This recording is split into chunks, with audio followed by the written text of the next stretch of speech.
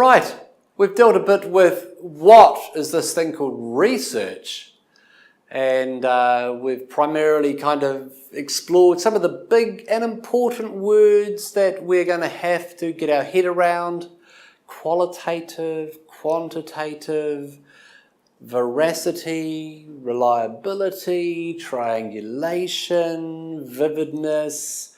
So you've probably, I would hope, made a start on at least getting onto the Google Drive and finding out those handbooks and those reference books where you can easily find information.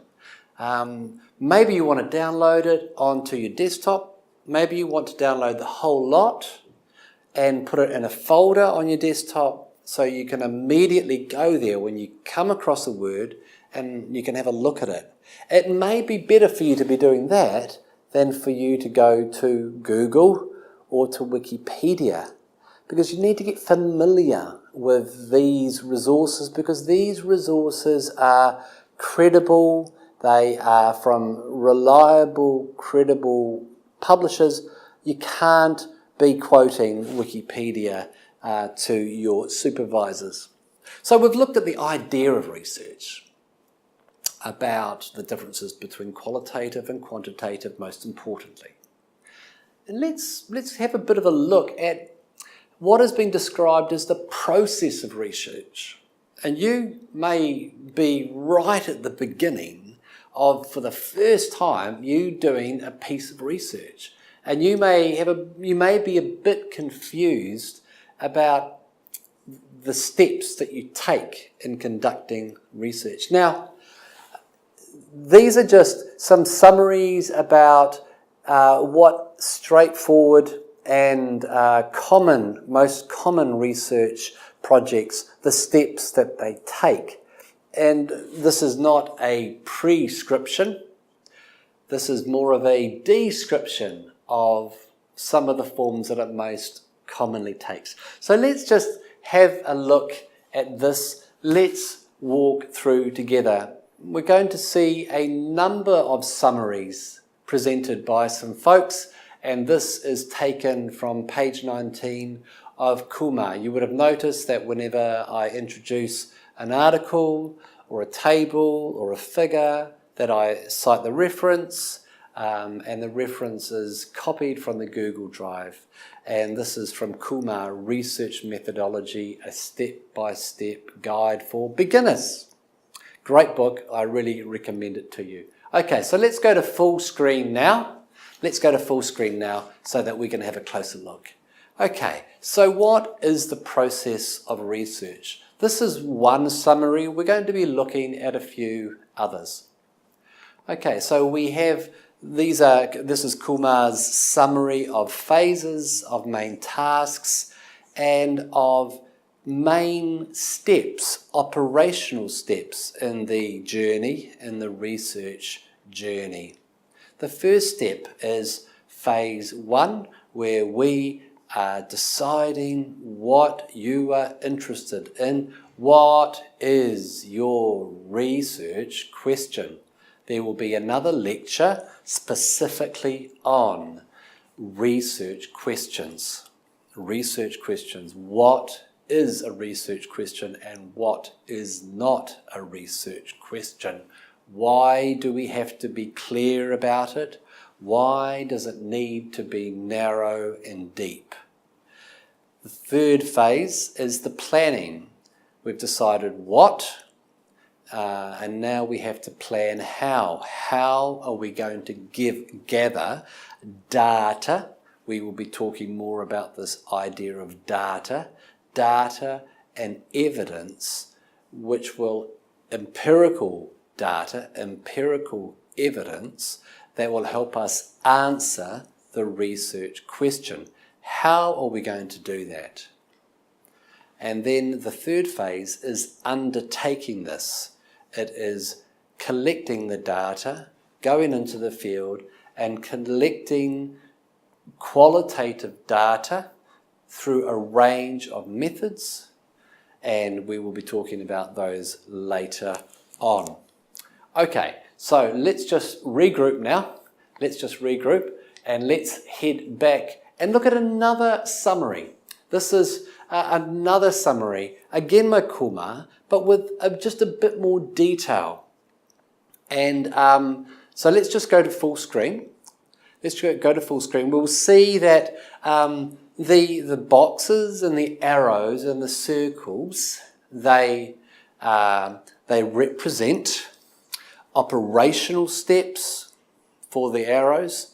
The boxes talk about required theoretical knowledge, and the circles signify intermediary knowledge. So the research project, the research process begins with, as I said before, formulating a research question, and this has to and this requires us to answer what we are interested in. Next, we have to conceptualize a research design. Now, that requires you to get to grips with the range of ways that you can do research, the range of research methods that you can use to gather the data you are interested in. And both of these steps will be helped by you reading, actively getting involved with the literature. And remember the sink, surface, swim summary, that sometimes people learn to swim not by putting their toe in the water, their foot in the water, their leg in the water, their right leg, waist. No, what they do is they jump in, and I would encourage you to do that. After that, a range of steps follow, and that includes constructing an instrument. How are you going to collect the methods and tools of data collection? We have to remember that we need to be making sure of the quality of our data, the validity and the viability of this research tool. After that, we have to select a sample. Where will you be collecting your information? You have decided on your research question. Now, where are you going to get this research? By this stage, you would have already done a research proposal, maybe to get funding, maybe to get officially started at your university. After that, you have to collect data. After that, you have to manage that data. You have to begin to read that data, classify that data. What themes and stories and phenomenon have you recorded? And then you have to process that data, and then you have to write up that data. So these are the steps for most research projects. This is another summary. Williaman has written a number of very nice introductions, research methods. Research methods, the basics, is in a series by Rutledge that give a very nice, short summary to big issues. And this is his summary. It starts with the review of the subject, the problem area. You may investigate a problem to define a research problem, which requires you to read. You have to read the relevant theoretical background. You also need to be investigating different research methods. Both of these allow you to write a proposal.